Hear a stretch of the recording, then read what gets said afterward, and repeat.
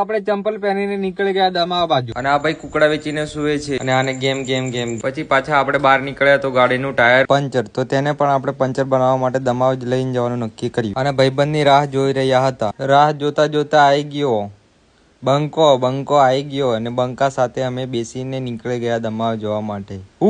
લે એટલા મેં તો આવી ગયા આપણે રીછવાણી પંચર વાળાને ત્યાં આવીને ટાયર આપી દીધું પંચર બનાવવા માટે અને આ એનું ટાયર પણ એને ખોલી લીધું અને એને પણ આપી દીધું પંચર બનાવવા માટે. આ જુઓ કટપ્પા એટલામાં બનાવી નાખ્યો માવો બનાવતા હતા આપણા ટાયર થઈ ગયા રેડી અને આ જુઓ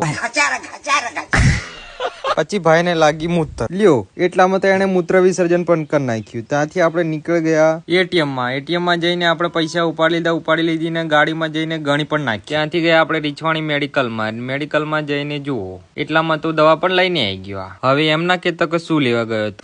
ત્યાંથી નીકળી ગયા આપણે ઘરે આવવા માટે અને જુઓ આ રીછવાણીમાં ખાડા ખબચિયામાંથી નીકળી ગયા અને પહોંચી ગયા મેળો ભરાય ત્યાં તો જુઓ તો ખાલી ઘાસ એટલું જ છે. વિચાર્યું ઘરે જઈને દાંતરડું લઈને વાઢવા આવું.